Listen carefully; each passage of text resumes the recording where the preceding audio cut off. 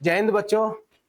जैसा कि मैं प्रेजेंटेशन वाली क्लास में बता चुका हूं आपको कि मैं आपके लिए इंग्लिश का कंप्लीट बैच लेकर आ रहा हूं जो डिफेंस के एग्जाम्स जैसे कि एनडीए, एयरफोर्स और नेवी के लिए बहुत ज्यादा इंपॉर्टेंट रहने वाला है। वैसे तो हम इंग्लिश के बेसिक से लेकर एडवांस तक पढ़ने वाले हैं इस बैच में, बट ये मोस्टली डेडिकेटेड होगा इन एग्जाम्स के लिए। मेरे बारे में आप जान चुके होंगे पहली वीडियो में कि 6 बार मैं एसएसबी अटेम्प्ट कर चुका हूं। 3 बार लगातार मैंने सीडीएस क्वालिफाई किया और फिर एनडीए भी क्वालिफाई किया है। मेरी एयरफोर्स में एआईआर ऑल इंडिया रैंक 326 थी। तो जो भी मैंने पढ़ा या फिर जितना मेरे पास एक्सपीरियंस है मैं उसको आपके साथ साझा करने वाला हूं। टेंस आज की पहली क्लास रहेगी टेंस की। कोशिश करेंगे कि आगे आने वाली 2 से 3 वीडियोस में हम टेंस को कंप्लीट अच्छे तरीके से कवर कर सकें। और इसकी पीडीएफ आपको टेलीग्राम पर मिल जाएगी, इंग्लिश बाय सचिन तोमर पर। तो आप उस पर उसे ज्वाइन कर लेना और वहां पर इसी की पढ़ाई हुई सारी पीडीएफ नोट्स और एक्स्ट्रा क्वेश्चंस की पीडीएफ भी मिल जाएगी आपको। तो हम आते हैं थोड़ा टेंस के लिए। ये पहला चैप्टर रहेगा टेंस। टेंस को समझते हैं क्या है। देखिए टेंस रिलेट करता है हमारा टाइम से। Tense is equal to time. तो मैं लिख देता हूं टाइम कॉन्सेप्ट।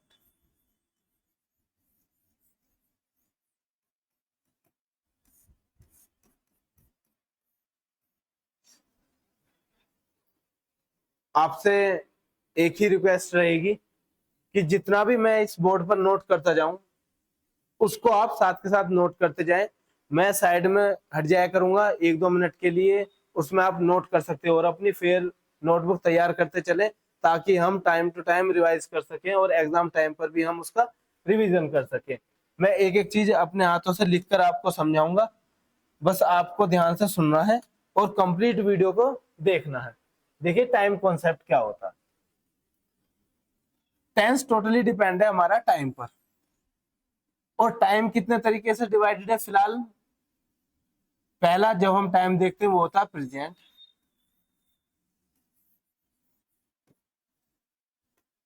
और यदि प्रेजेंट से पहले जाओगे आप आगे जाओगे तो आपको मिलेगा फ्यूचर। और प्रेजेंट से पहले आओगे तो आपको मिलेगा पास्ट। पास्ट। अब मैं इन तीनों के बारे में आपको थोड़ा सा बता देता हूं ये चीज है क्या। देखिए जो इस टाइम वर्किंग है, जो इस टाइम वर्किंग पर है उसे हम कहते हैं प्रेजेंट। जैसे मैं अभी आपको पढ़ा रहा हूं, बिल्कुल सडनली अभी इससे पहले जो मैंने बातें बोली थी वो हमारी पास्ट में कन्वर्ट हो गई और जो मैं इस टाइम बोल रहा हूं वो है प्रेजेंट। बट जो मैं आगे बोलने वाला हूं या आगे पढ़ाने वाला हूं वो है हमारा फ्यूचर। वो है हमारा फ्यूचर।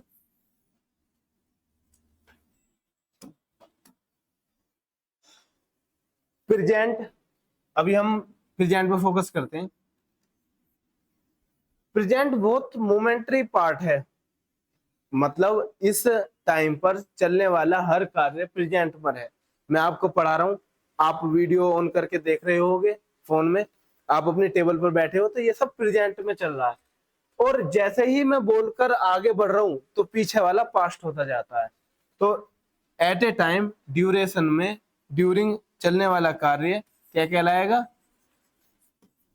प्रेजेंट में कहलाएगा। और यदि हम इससे पहले जाएं तो वो सब पास्ट हो चुका होगा। पास्ट जैसे कि कोई भी वर्क, मैं अभी पीछे डेट, कोई भी डेट हो सकती है जैसे कि 2022, 2021, 1947, 1947, ये सब किस चीज का पार्ट बन गए, हमारा पास्ट का हिस्सा बन गए हैं। लेकिन हम प्रेजेंट पर आते हैं। प्रेजेंट क्या है, सॉरी फ्यूचर क्या है। फ्यूचर सिर्फ प्रिडिक्शन है, एक हमारा अंदाजा है। वैसे तो सोचने की शक्ति दी है भगवान ने हमें, तो इसलिए हम फ्यूचर को भाप पा रहे हैं, या फिर हम पता कर पा रहे हैं, थोड़ा सा एज्यूम कर सकते हैं या इमेजिन कर सकते हैं। हम प्रेजेंट को डिफाइन बता सकते हैं कि इस टाइम पर क्या चल रहा है। हम पास्ट को बता सकते हैं कि क्या बीत चुका है या फिर क्या हो चुका है, लेकिन फ्यूचर को हम डिफाइंड नहीं कर सकते और ना ही हम बता सकते, बट उसको इमेजिन कर सकते हैं, उसको हम प्रिडिक्ट कर सकते हैं कि ऐसा हो सकता है। तो वो सब पार्ट किस में जाएगा, फ्यूचर में।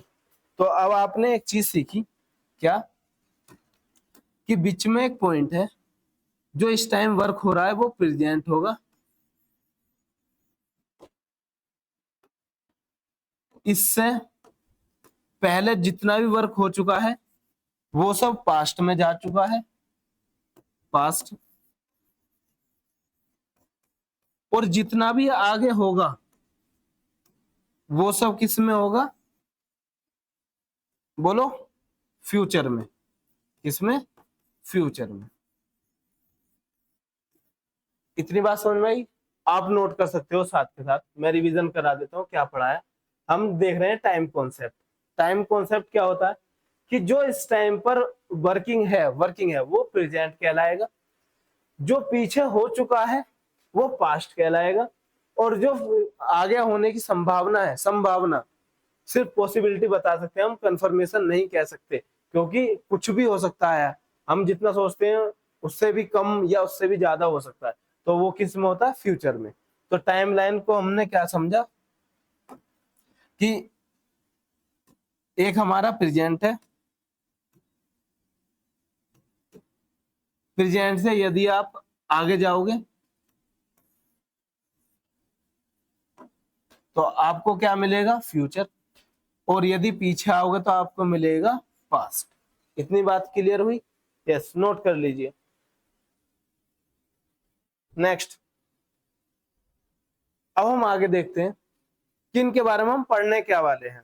जो एग्जाम रिलेटेड है वो तो ठीक है, बट आप सभी अभी 11th या 12th क्लास पढ़कर आए होंगे, अभी 2-4 महीने भी होंगे, किसी को 1 साल हो चुके, किसी को 6 महीने हो चुके होंगे। तो उन सबका रिवीजन करा दूं या फिर उसमें जो इम्पोर्टेंट था उसे करा देता हूं, और वो भी एग्जाम को ओरिएंटेशन पर रखते हुए या फिर एग्जाम ओरिएंटेड जानते हुए। क्या मैं 1 बाय 1 टेंस लिखता जाऊंगा, उनके बारे में बताता जाऊंगा, आपको क्या करना है, पहले नोट करना, फिर उसका रिवीजन करना। देखिए,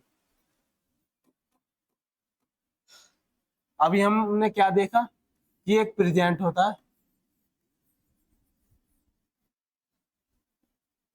उससे पहले जाओगे तो पास्ट होगा, उससे आगे जाओगे तो फ्यूचर होगा। इतनी बात क्लियर है? राइटिंग का थोड़ा सा देखेंगे, क्योंकि पहली दूसरी क्लास ही है अभी, इतना ज्यादा नहीं सीखे हैं और ना ही हाथ बैठा है अभी, तो थोड़ा सा कोऑपरेट करोगे, आई थिंक सब अपने ही बच्चे हैं।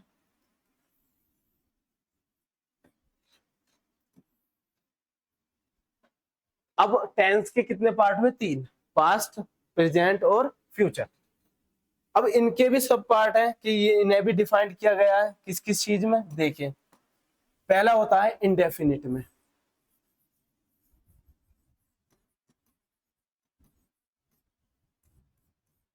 इंडेफिनिट जिसको हम डिफाइन नहीं कर सकते उसे हमने इंडेफिनिट में डाल दिया, तो सेम रहेगा पास्ट इंडेफिनिट, प्रेजेंट इंडेफिनिट और फ्यूचर इंडेफिनिट। मैं सेकंड पर आता हूं। सेकंड होता है कॉन्टिन्यूअस।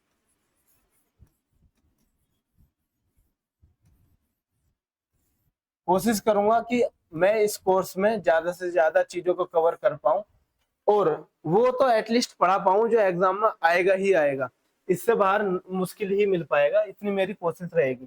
कंटिन्यूअस, तो कंटिन्यूअस भी ऐसे रहेगा, पास्ट कंटिन्यूअस, प्रेजेंट कंटिन्यूअस और फ्यूचर कंटिन्यूअस। अब हम चलते हैं नेक्स्ट पर। नेक्स्ट होता है हमारा परफेक्ट।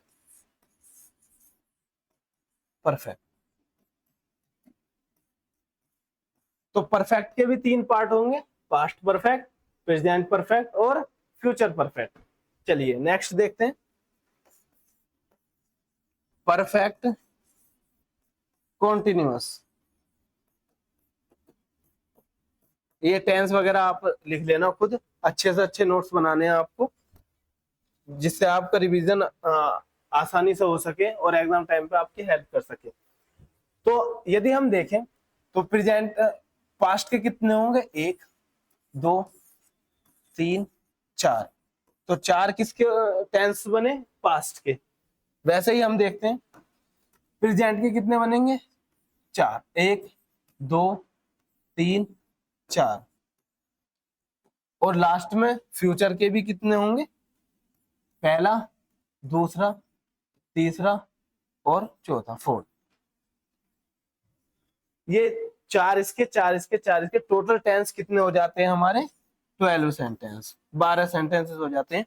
तो अब से पहले जिस बच्चे को नहीं पता था वो इस बात को ध्यान रखना कि 12 सेंटेंसेस अब बने कैसे, past, present, future, past indefinite, past continuous, past perfect और पास्ट परफेक्ट कंटिन्यूअस।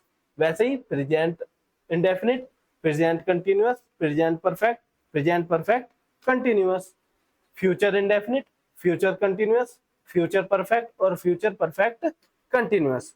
ये हमारे 12 सेंटेंसेस हो जाते हैं। अब हम इनके बारे में, इनकी स्ट्रक्चर प्लस कुछ कुछ एग्जाम्पल पढ़ते हैं। ये बिल्कुल बेसिक क्लास है, आप जैसे कि देख पा रहे होंगे, और अभी आगे भी मैं पढ़ाने वाला हूँ, बेसिक रहेगी।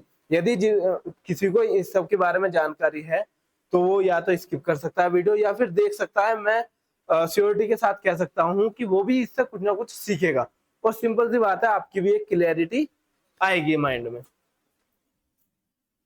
मैं पहला सेंटेंस डाल देता हूँ, नाम देखिए क्या है, प्रेजेंट।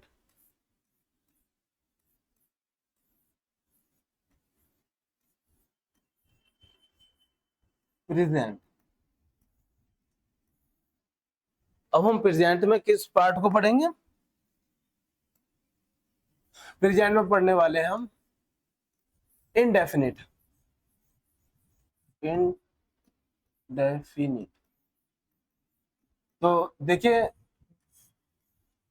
ज्यादा बड़ा होने के चक्कर में मैं पहले ही लिख दे रहा हूँ, आप इसमें नोट जो करोगे आप कैसा करोगे, प्रेजेंट टेंस, फिर लिखोगे प्रेजेंट इंडेफिनिट टेंस, ठीक है। अभी जिसको पीछे वाली स्लाइड में नोट करने वाली कोई चीज नहीं थी, फिर भी नोट करना चाहता था, स्क्रीनशॉट लेकर नोट कर सकता है। अभी मैं इन सब की जगह भरवा दूंगा, बिल्कुल लास्ट में आकर हम इसी टेबल को कंप्लीट करेंगे इस वीडियो के लास्ट में। देख, अब हम देखते हैं पहली चीज क्या है, structure. Indefinite, present indefinite tense की स्ट्रक्चर क्या होती है, स्ट्रक्चर क्या होती है। किसी किसी में स्पेलिंग अगर मिस्टेक होती है तो आप कमेंट बॉक्स में स्पेलिंग, सही स्पेलिंग लिखोगे और मेरी गलती बताओगे तो उसको अवार्ड भी मिलेगा गलती बताने का। देखते हैं हम,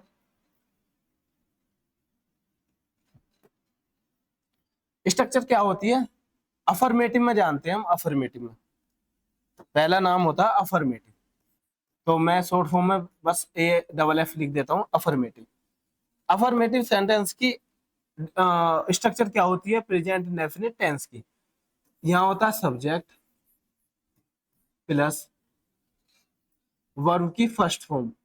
देखिए या तो मैं आपको मेन वर्ब लिखूंगा या फिर वर्ब की फर्स्ट फॉर्म, तो एक कॉलम बनाकर हम लिख लेते हैं यहाँ पर, और इधर को आप नोट करके लिख देना, क्या लिखोगे,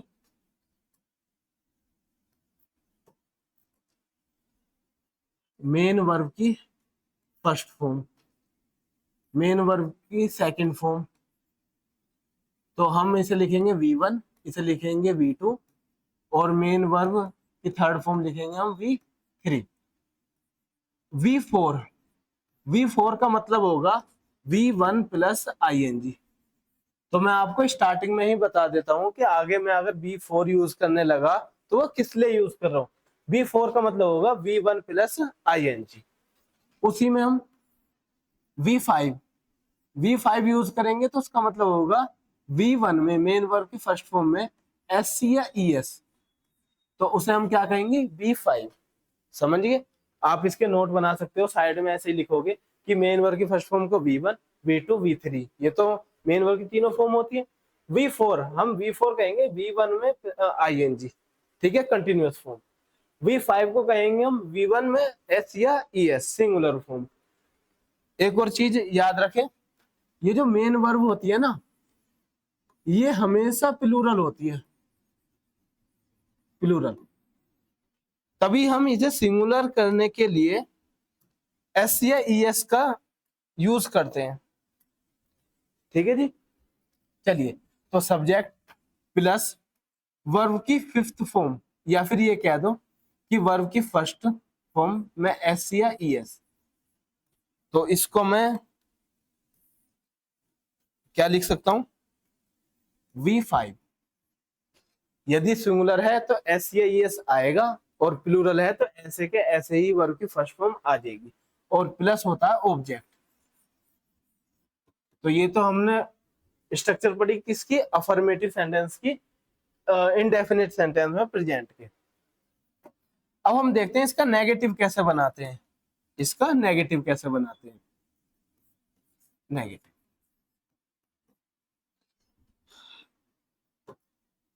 नेगेटिव होता है सब्जेक्ट प्लस डू या डज प्लस वर्ब की फर्स्ट फॉर्म प्लस ऑब्जेक्ट। ये स्ट्रक्चर होती है, सॉरी हम नोट लगाना भूल गए, does plus not plus verb की फर्स्ट फॉर्म प्लस ऑब्जेक्ट। यहां तक दिख रहा होगा आपको, नोट भी कर सकते हो या सुन सकते हो सिंपल। आप देखिए, ये चीज आई हमारे पास, डू या डज। अब ये क्या चीज है, देखिए, डज जो यूज होगा वो होगा सिंगुलर के साथ। डज किसके साथ होगा यूज, सिंगुलर के साथ। यदि हमारा सब्जेक्ट सिंगुलर है तो डज यूज करेंगे, और यदि प्लूरल है तो उसके लिए डू यूज करेंगे। तो मैं शॉर्ट फॉर्म में लिख देता हूं, बाकी स्पेलिंग तो ठीक है, प्लूरल। तो समझ गए आप, डू प्लूरल के लिए, डज सिंगुलर के लिए। उसके बाद नोट आता है adverb of negation. Adverb of negation के बाद याद रखना, हमेशा डू और डज के बाद वर्ब की फर्स्ट फॉर्म ही आएगी, इसको नोट कर लेना जरा। ना तो एस या एस लगेगा, और ना ही सेकंड और थर्ड फॉर्म आएगी। क्लियर है। अब हम आगे चलते हैं, एक हम देखते हैं इंटेरोगेटिव सेंटेंस। इंटेरोगेटिव, अब आप कहोगे ये क्या चीज होते हैं, अफर्मेटिव क्या होता है, नेगेटिव क्या होता है, इंटेरोगेटिव क्या होता है, इसको मैं अलग वीडियो में आपको डिस्क्राइब कर दूंगा, फिलहाल आप इतना ही सीख लीजिए।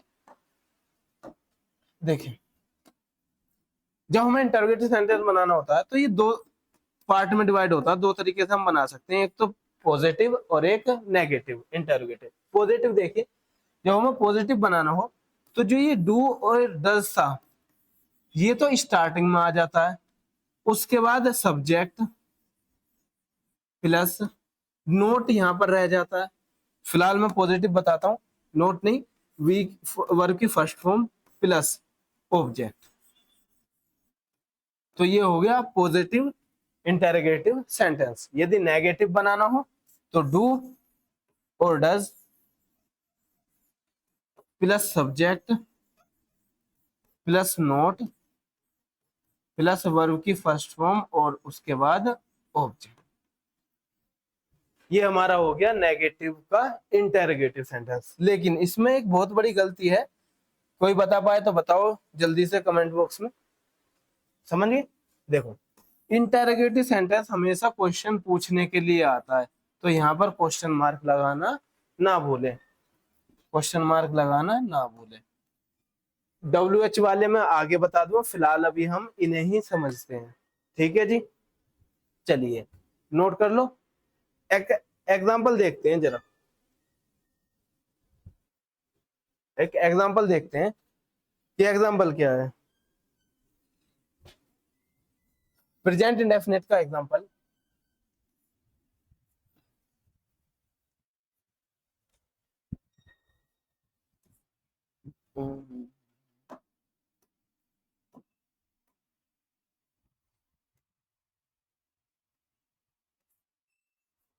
ही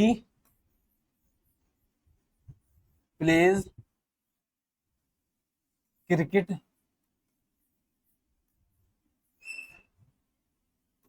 क्रिकेट के स्पेलिंग से डेली।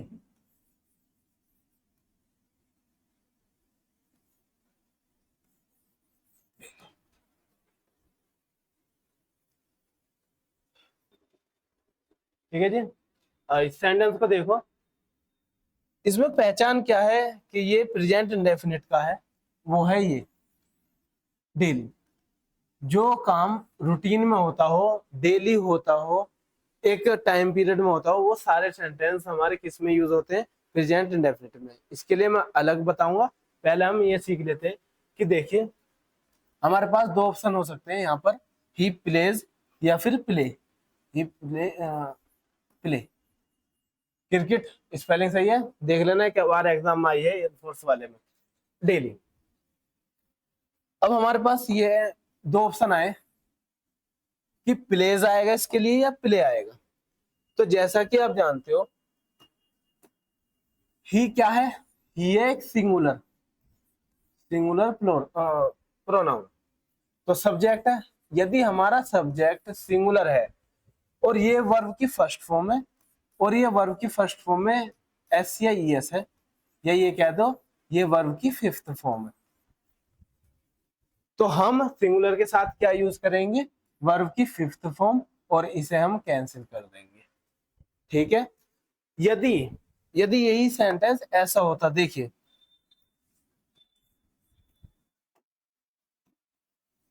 दे प्लेज क्रिकेट डेली।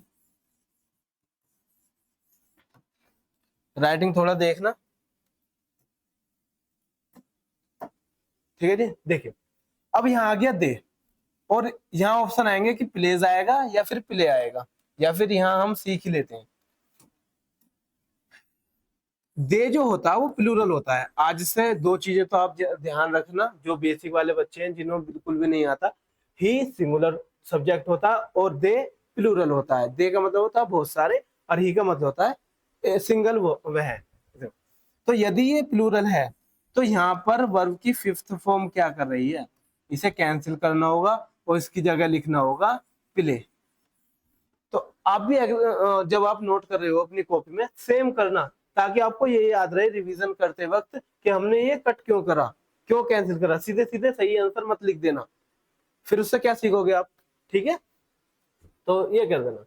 अब देखिए इसी का अगर हम इंटेरोगेटिव बनाने जाएं या नेगेटिव बनाने जाएं तो क्या बनेगा? Negative sentence. नेगेटिव सेंटेंस क्या बनेगा? ही प्लेस का। अब ही सिंगुलर था, तो डू या डज, सॉरी कट करते हैं, इंटरोगेटिव नहीं, पहले हमें नेगेटिव बनाना। देखिए ही प्लेज ना आकर क्या आएगा सीधा? डज या do not play cricket daily. Daily इसे कैंसिल कर देना, सीधा प्लेज नहीं आएगा, वर्ब नहीं आती, क्या आएगा? हेल्पिंग वर्ब आएगी। यदि ये सिंगुलर है, और मैंने कहा था डज आता है सिंगुलर के लिए और डू आता है प्लूरल के लिए, तो यहाँ पर डू को हमें कैंसिल करना होगा और ही को देखते हुए डज नॉट प्ले क्रिकेट लिखना होगा। क्लियर है? नेक्स्ट स्लाइड पर चलते हैं हम। नोट कर लेना इसे अच्छे तरीके से। वैसे मैं बहुत स्लो पढ़ा रहा हूँ, आप इतना टाइम है कि साथ के साथ सुनते भी रहे और उसे नोट डाउन भी करते रहे। अब हम इंटेरोगेटिव पर चलते हैं, तो इंटेरोगेटिव क्या बनेगा? डू या डज पहले आ जाएगा, तो do does they play cricket daily. तो हमारे पास सेंटेंस है डू या does they play cricket daily. लेकिन एक एरर इसमें फिर से है, क्या? क्वेश्चन मार्क की। क्या आपको लास्ट में क्वेश्चन मार्क लगा हुआ मिलेगा, वही हमारा इंटरोगेटिव हो जाएगा। बट ये पॉजिटिव इंटरोगेटिव है या नेगेटिव, बताइए कमेंट बॉक्स में। देखिए अब हमारे पास ऑप्शन है आगे डू या डज दे। तो जैसा मैंने बताया आपको कि दे क्या है, प्लूरल सब्जेक्ट है, और प्लूरल के लिए डू तो सिंगुलर के लिए आता है, वो डज तो सिंगुलर के आता है, और डू किसके लिए आता है, प्लूरल के लिए। तो दे के लिए हम क्या लगाएंगे, डू, और डज को हम कैंसिल आउट कर देंगे कि do they play cricket daily. ठीक है, आपको इतना समझ में आया, नोट डाउन कर लीजिए। नेक्स्ट सेंटेंस चलते हैं हम। नेक्स्ट सेंटेंस है हमारा प्रेजेंट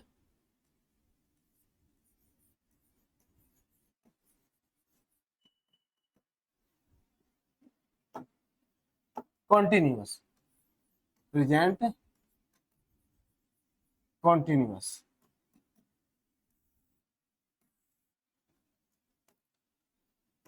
प्रेजेंट कॉन्टिन्यूअस की स्ट्रक्चर क्या होती है, देखिए।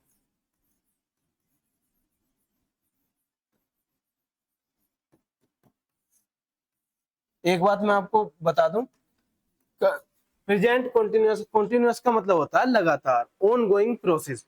और ऑन गोइंग प्रोसेस किसमें, वो भी प्रेजेंट में। तो मैं इसके लिए लिख देता हूं continuous means on going process. तो आप भी ऐसा ही नोट कर लेना, वो भी किसमें, प्रेजेंट में। यदि प्रेजेंट के टाइम में कोई ऑन गोइंग प्रोसेस है तो वो किसमें यूज होगा, प्रेजेंट कॉन्टिन्यूअस टेंस में।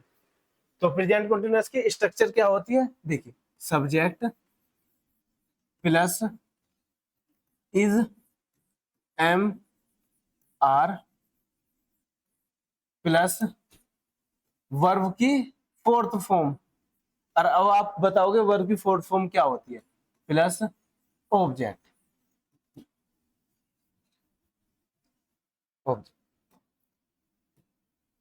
वर्ब की फोर्थ फॉर्म क्या होती है, वर्ब की फर्स्ट फॉर्म में आईएनजी।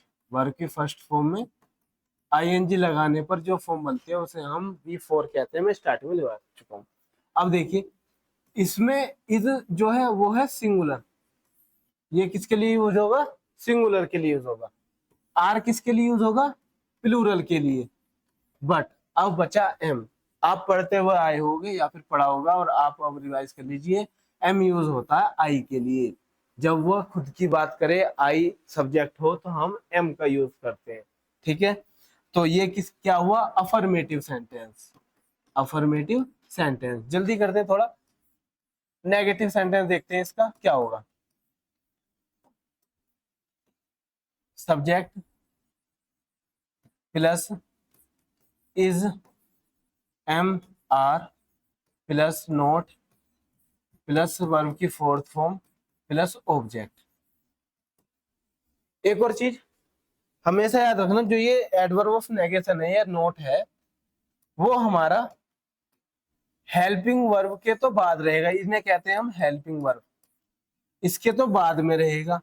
और मेन वर्ब में हमेशा मेन वर्ब में से पहले होगा। तो इसकी पोजीशन क्या है, हेल्पिंग वर्ब के बाद में और मेन वर्ब से पहले। यदि हम इसी का इंटरोगेटिव बनाने लगे तो इंटरोगेटिव बताइए जल्दी।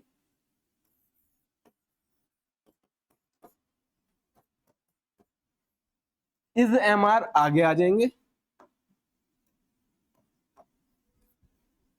इज एम आर, ये तो सब्जेक्ट से पहले यूज होंगे। उसके बाद सब्जेक्ट प्लस वर्ब की फोर्थ फॉर्म प्लस ऑब्जेक्ट, ये हो गया हमारा पॉजिटिव इंटरोगेटिव। नेगेटिव देखिए, is am are plus subject plus, अब आने वाला है नोट, प्लस वर्ब की फोर्थ फॉर्म, उसके बाद ऑब्जेक्ट। ये हमारा हो गया नेगेटिव में इंटरोगेटिव सेंटेंस किसका, प्रेजेंट कंटिन्यूअस का।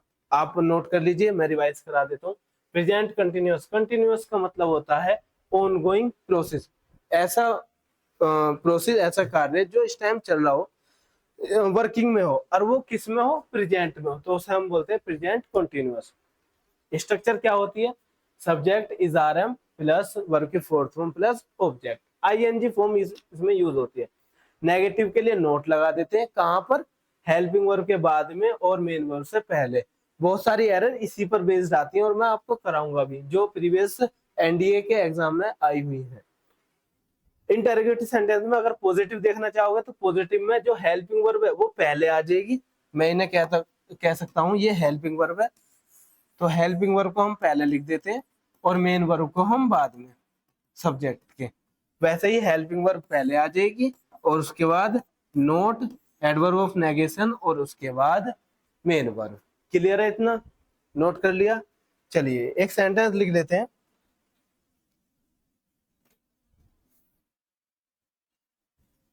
सेंटेंस है आपके पास,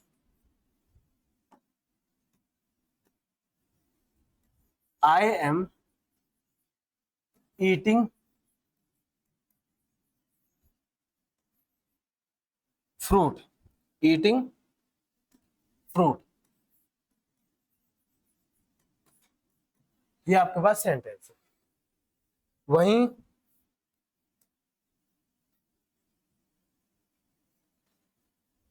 ही इज ईटिंग फ्रूट, फ्रूट्स कह दो कोई बात नहीं, दे आर ईटिंग फ्रूट्स। अब मैंने आपके आगे ये 3 सेंटेंस लिखे हैं, इनके बारे में जानते हैं। आवाज आपको क्लियर आ रही है? ठीक है। आवाज वगैरह कुछ इशू हो तो आप कमेंट बॉक्स में लिख सकते हो, बता सकते हो कि धीमा बोलना है, तेज बोलना है, जल्दी बोलना है, थोड़ी स्पीड बढ़ानी है, जो भी रिक्वायरमेंट हो आपकी, आप बताते रहना। अब मैंने आपको सामने 3 सेंटेंस लिखे हैं और तीनों में चेंज कहां पर आ रहा है आप देख पा रहे होगे, या सब्जेक्ट में, सब्जेक्ट में, सब्जेक्ट में, और helping verb, helping verb, helping verb. बस इसी का डिफरेंस मैं आपको अब समझाने वाला हूँ। देखिए, जब भी आई सब्जेक्ट होएगा, यहाँ पर डूअर कौन है, आई एम ईटिंग फ्रूट्स, तो आई के लिए जो हेल्पिंग वर्ब होगी वो होगी एम। उसके बाद ही वह हो गया, और ही कैसा सब्जेक्ट है, सिंगुलर सब्जेक्ट है, और यदि ये सिंगुलर है तो इसके साथ क्या आ गया, इज, बिल्कुल सही है, ईटिंग फ्रूट। दे क्या है, प्लूरल, और प्लूरल के साथ क्या आता है, आर। तो ये आप क्लियर समझ में आया कि आई के साथ इज आएगा, एम आएगा, ही के साथ इज आएगा, और दे के साथ आर आएगा। देखिए मैं एक सेंटेंस लिख देता हूं, इसे आप बताओगे।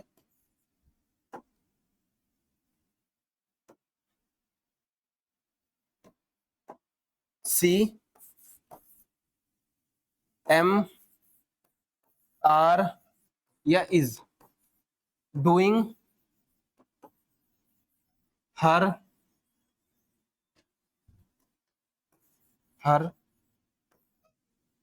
होमवर्क,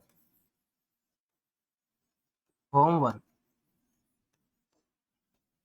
अदर सेंटेंस क्या है, he am are is doing her homework. तो ऐसी कंडीशन रही होगी कि आप किसी लड़की के घर गए होगे और आपने देखा कि वह क्या कर रही है, वह काम कर रही है, वह अपना होमवर्क कर रही है। तो उस टाइम पर प्रेजेंट में या फिर जो वर्क चल रहा है, ऑनगोइंग प्रोसेस, वो क्या था, करने का। तो ये है ऑनगोइंग प्रोसेस, ऑनगोइंग प्रोसेस या ऑनगोइंग वर्क। अब बस मैं आपसे यही क्वेश्चन पूछना चाहता हूं कि सी के साथ एम आएगा, आर आएगा, या इज आएगा? जल्दी कमेंट बॉक्स में लिखो। लगा दिया होगा। देखिए, जो सी होता है, सी का मतलब होता है वह, बट स्त्री के लिए यूज होता है, गर्ल्स के लिए यूज होता है ये, तो वो होगा सिंगुलर। यह प्लूरल नहीं होता। और सिंगुलर के लिए ना तो एम आता है और ना ही आर आता है, सिंगुलर के लिए आता है तो इज आता है। ठीक है, नोट कर लिया, नोट कर सकते हो आप।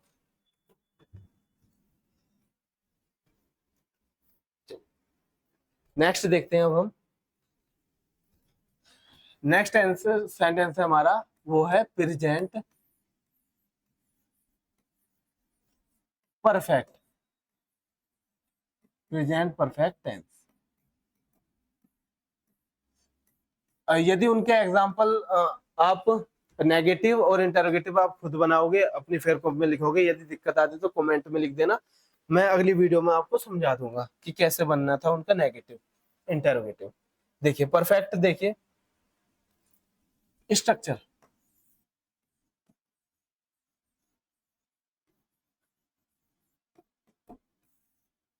प्रेजेंट परफेक्ट की स्ट्रक्चर देखिए क्या होती है। सब्जेक्ट प्लस हैज या हैव प्लस वर्ब की थर्ड फॉर्म प्लस ऑब्जेक्ट। क्या देखिए आपने, सब्जेक्ट हैज या हैव और प्लस वर्ब की थर्ड फॉर्म प्लस ऑब्जेक्ट। तो इसमें मैं कुछ चीजें आगे बढ़ने से पहले समझाना चाहूंगा।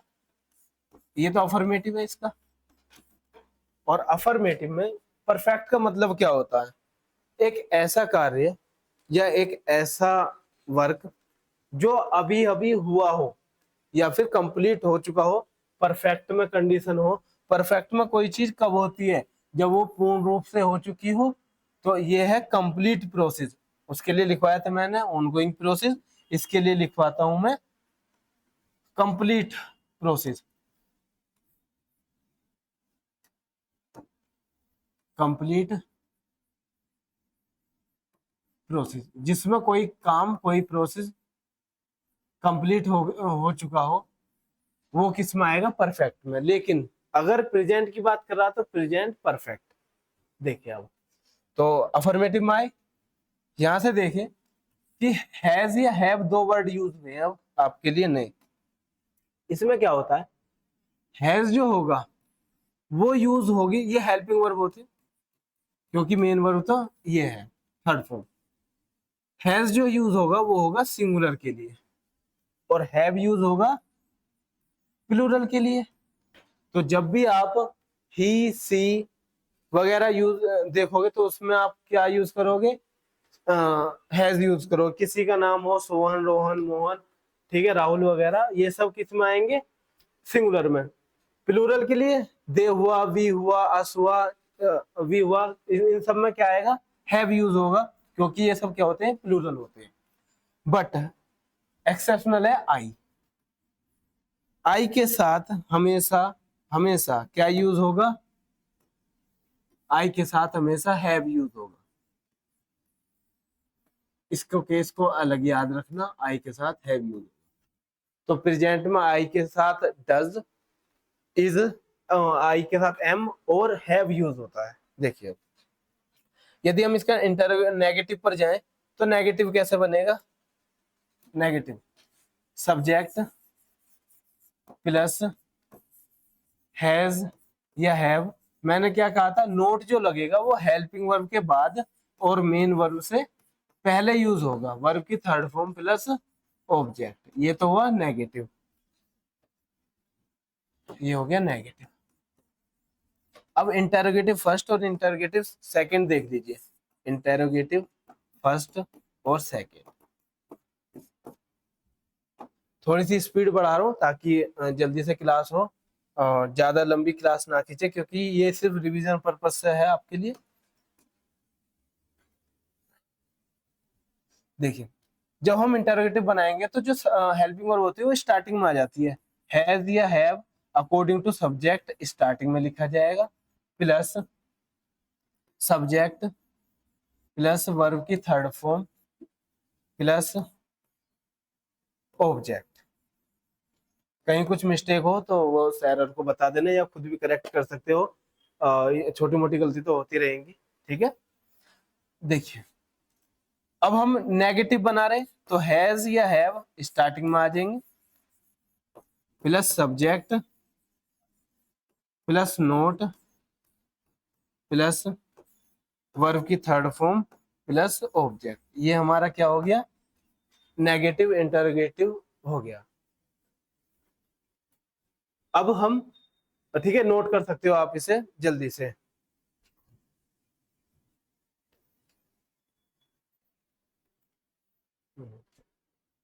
कर लिया होगा नोट आपने, यस। नेक्स्ट चलते हैं हम इसके एक एग्जांपल ले लेते हैं, जैसे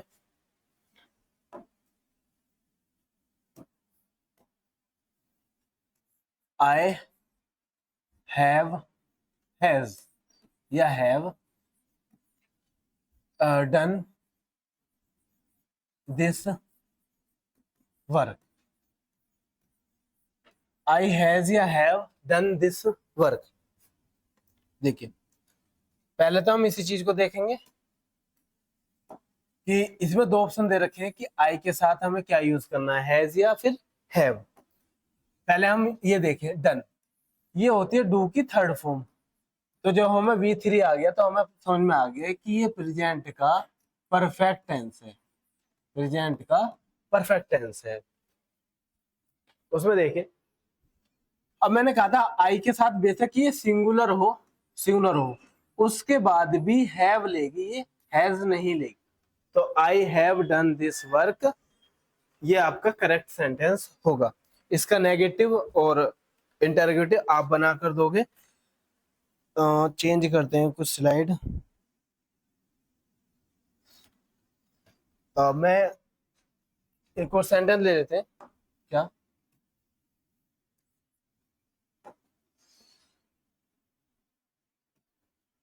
सी हैव बोट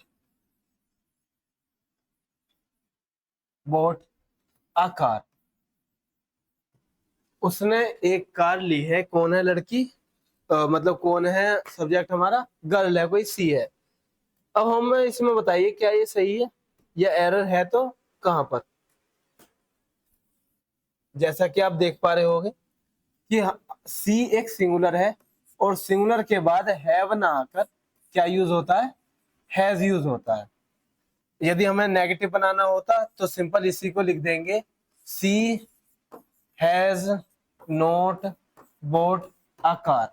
यही मैं जल्दी जल्दी बता देता हूँ, आप अपनी फेयर कॉपी में नोट कर लेना। क्या होगा, has she bought a car, लेकिन आगे क्वेश्चन मार्क आएगा और यही मैं नेगेटिव में बना लगूं तो has she not bought a car. तो इसमें भी क्या आएगा, क्वेश्चन मार्क। तो मैंने ये इस तरीके से लिख के दिखा दिया ताकि आप आने वाले सेंटेंसों को भी या फिर जो पीछे मैंने छोड़े हैं नेगेटिव या इंटरोगेटिव बनाने के लिए उन्हें भी आप कर सको। ठीक है, इनको आप नोट कर लो। चलिए नेक्स्ट है हमारा present perfect continuous. Present perfect continuous, present perfect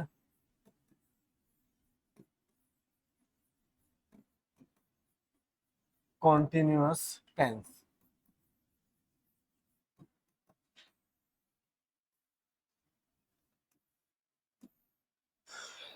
इसका मतलब है एक ऐसा वर्क जो परफेक्ट भी हो और कंटिन्यूअस भी हो, मतलब कंप्लीट भी हो रहा हो और चल भी रहा हो, मतलब ऑनगोइंग प्रोसेस पर हो, तो उसे हम क्या कहते हैं, प्रेजेंट परफेक्ट कंटिन्यूअस कहते हैं। हम ज्यादा अभी टेक्निकल वर्ड पर नहीं जाएंगे, वर्ड्स पर नहीं जाएंगे। अभी फिलहाल हम उस सब को रिवाइज कर लें जो हम 12th में पढ़कर आए थे।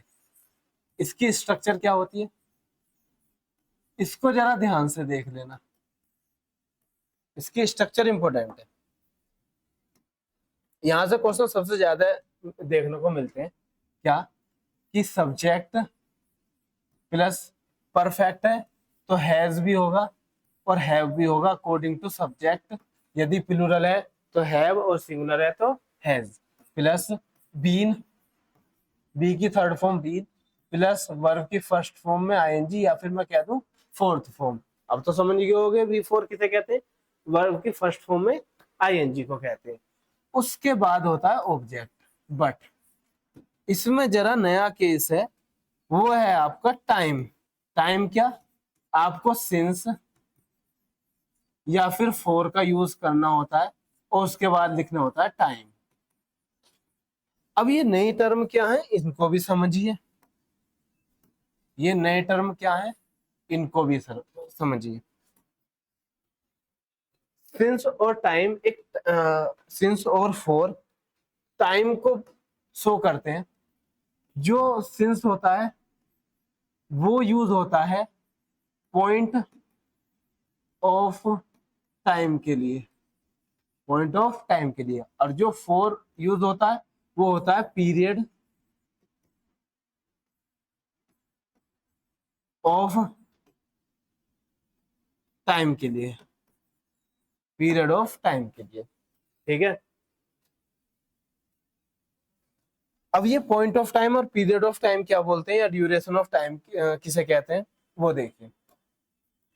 जब भी पॉइंट ऑफ टाइम कहा जाएगा एक पर्टिकुलर टाइम, जैसे कि मंडे, संडे या फिर मॉर्निंग 2022, 2023, 2021, ये सब क्या कहलाते हैं, पॉइंट ऑफ टाइम। 8 बजे से 10 बजे से, ये सब कहलाते हैं पॉइंट ऑफ टाइम। लेकिन पीरियड ऑफ टाइम जैसे कि कह दो 8 hours, 10 days, 1 month, 2 month, 3 years, 10 years, ये सब क्या कहलाते हैं, पीरियड ऑफ टाइम कहलाते हैं। बट मैं अभी इसे नहीं छेड़ रहा हूँ, अभी मैं इसके बारे में सिर्फ ऊपर ऊपर से बता रहा हूँ। इसको हम नेक्स्ट वीडियो में बिल्कुल कवर करेंगे, उसके बाद ही आगे बढ़ेंगे। तो अभी फिलहाल मैं इसे यही छोड़ता हूँ कि क्या इसका इंटेरोगेटिव और नेगेटिव आप अपनी फेयर कॉपी में खुद लिखोगे और कमेंट बॉक्स में लिखोगे। यदि कुछ एरर हुई तो मैं आपको समझा दूंगा और उसमें करेक्ट कर दूंगा आपको। नेगेटिव आप बनाकर लाओगे और इंटेरोगेटिव के दोनों। मैं आपको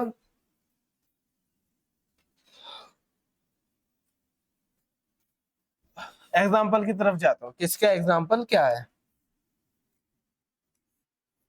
जैसे मैं लिख देता हूं आई हैज बीन वर्किंग, एक काम करो टीचिंग लिखो, I have been teaching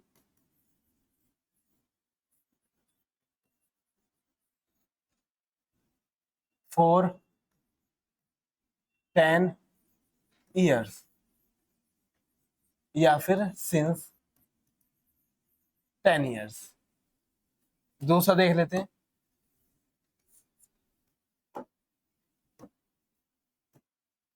they has been playing since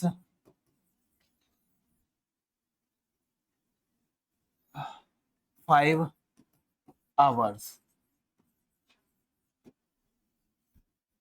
और लास्ट एक और ले लेते हैं,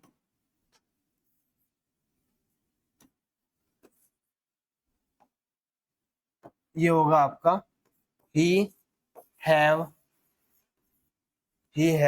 बीन स्टडिंग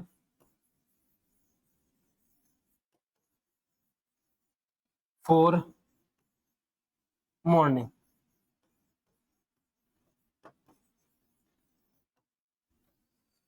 देखिए आज की मतलब इस वीडियो में हम फिलहाल प्रेजेंट को ही कवर करेंगे, बट जाते जाते यदि आप यहाँ तक रुक भी गए हो तो इन तीनों सेंटेंसों के बारे में हम अच्छे तरीके से पढ़ लेते हैं ताकि आप सीख पाओ। और ये 3 सेंटेंस आपके आने वाले एग्जाम में जो भी एरर होगी और इससे रिलेटेड एरर आएगी उसको करेक्ट कराने में बहुत ज्यादा हेल्प करेगा। जैसे मैं आता हूँ आई की तरफ, मैंने आई को एक बारे में बताया था, क्या स्पेशल केस है, हैज की जगह पर, हैज की जगह पर क्या यूज होता है हमेशा, हैव। आई के साथ यूज होगा have. I have been teaching since या फॉर 10 years। अब आइए यहाँ पर 10 ईयर्स। क्या ये 10 ईयर्स कोई आपको पॉइंट ऑफ टाइम दिख रहा है?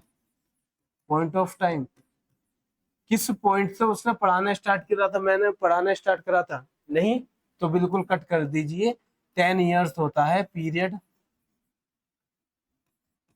Of time, period of time. तो पीरियड ऑफ टाइम है, तो पीरियड ऑफ टाइम के लिए मैं बता चुका हूं क्या यूज होगा, सिंस यूज ना होकर फॉर ही हमारा सही आंसर होगा। क्लियर है? आइए अब यहाँ पर, they have been playing since 5 hours, या फिर खेल रहे हो, कुछ भी खेल रहे हो। यहाँ पर आइए, दे क्या है? दे है हमारा प्लूरल, और हैज हमारा किसके लिए यूज होता है? सिंगुलर के लिए। तो जब ये हमारा सब्जेक्ट प्लूरल है, सब्जेक्ट प्लूरल है, तो हमारी हेल्पिंग वर्ब भी सिंगुलर कैसे हो सकती है? ये क्या होगी? प्लूरल होगी। इसलिए हम किसका यूज करेंगे? हैव का यूज करेंगे। तो they have been playing since 5 hours. यहाँ पर आइए, ही हैव बीन स्टडिंग। अब जरा इसे तो देखो, यहाँ पर आ रहा है 5 आवर्स। 5 आवर्स भी अपने में क्या है? Period of time, period of time. तो यहां पर भी सिंस ना आकर के आ जाएगा 4।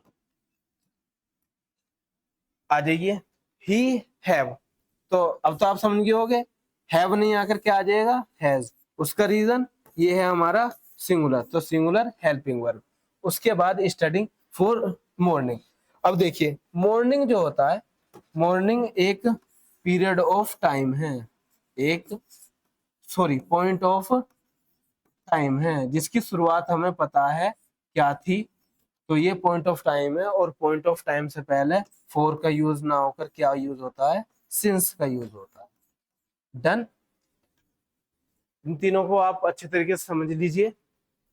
बाकी क्लास हम आगे अगली क्लास में स्टार्ट करेंगे, जिसमें कि आपके पास्ट और फ्यूचर को कवर किया जाएगा।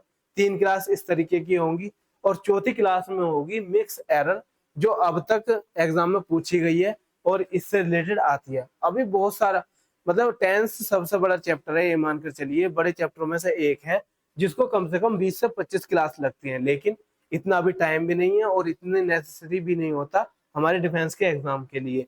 तो जो कंसाइज है वही मैं आपको पढ़ाना चाह रहा हूँ, और वही मैं आपको बताना चाह रहा हूँ। तो आप इसके नोट कर लेंगे। मैं आगे आता हूँ। जैसा कि मैंने आपको बताया था, ये कोर्स जो होगा वो एक तो होगा कंप्लीट,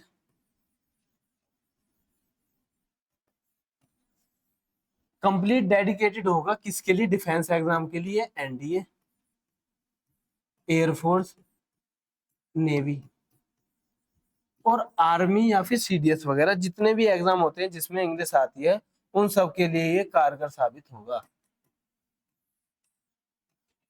आपको करना क्या है? सेम चीज, अपने नोट्स बनाने हैं। जितना भी मैं लेकर आ रहा हूँ उसको आपको कॉपी करना है। इसकी पीडीएफ आपको हमारे Telegram group English by Sachin Tomar पर मिल जाएगी। यदि आपने इंस्टाग्राम भी पर भी हमें फॉलो नहीं करा और चलाते हो, तो आप उस पर भी फॉलो कर सकते हो, और टाइप करोगे English by Sachin Tomar. Spelling देखकर आप इसे टाइप करोगे